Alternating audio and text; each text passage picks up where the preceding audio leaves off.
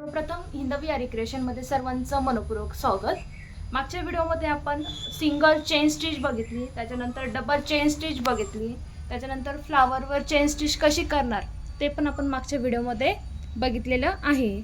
आता या व्हिडिओमध्ये आपण हा जो काही सर्कल आहे या सर्कलवर चेन स्टिच कशी करायची ते आपण आता व्हिडिओमध्ये बघणार आहोत। हा जो सर्कल आहे आपल्याला ह्या सर्कलला चेन स्टिच बनवायची आहे। आता ते आपण प्रत्यक्षात बघणार आहोत। आता हा जो काही सर्कल आहे याला चेन स्टिच कशी करायची ते आपण आता या व्हिडिओमध्ये बघणार आहोत। अंगठ्या शेजारचं जे काही बोट आहे त्याला असं 2-3 वेळेस राऊंड करायचं, त्याच्यानंतर हा थ्रेड असा पकडायचा, हा लूज नाही झाला पाहिजे।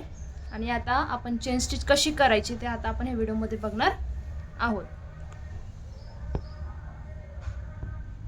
गोल फिरवायचं, बाहेर काढायचा, पुन्हा गोल फिरवायचा, बाहेर काढायचा, गोल फिरवायचा, बाहेर काढायचा,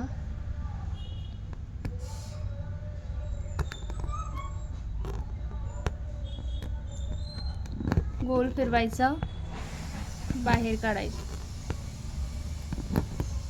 पुन्हा जो पूर्ण ही जी काही लाईन आहे त्याच्यावर करून घ्यायचं।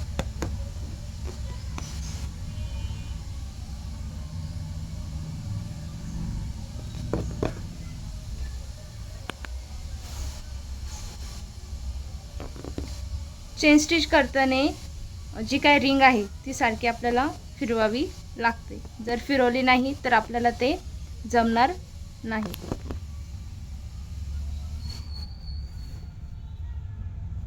आपला हा जो काही कपडा आहे तो पण एकदम टाईट असला पाहिजे, कारण लूज जर झाला तर त्याच्यावर आपल्याला अरीवर्क करायला जमणार नाही।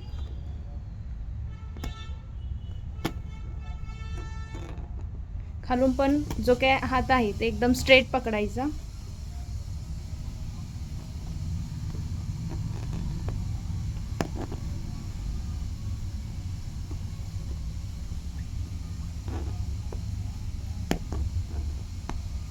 पूर्ण हा जो राऊंड आहे तो कंप्लीट करायचा।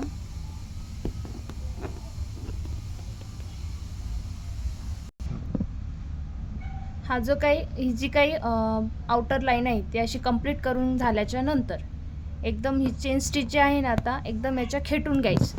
याच्यामध्ये जो काही गॅप आहे तो अजिबात पडला नाही पाहिजे, त्याच्यासाठी एकदम याच्या खेटून चेन स्टिच करायची।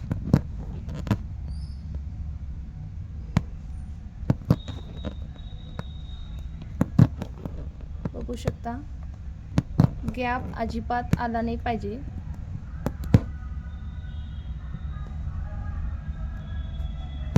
निडल खाली टाकायची, राऊंड गोल फिरवायची आणि काही दोरा वरती येतो असं आपल्याला पूर्ण हा सर्कल कंप्लीट करायचा आहे।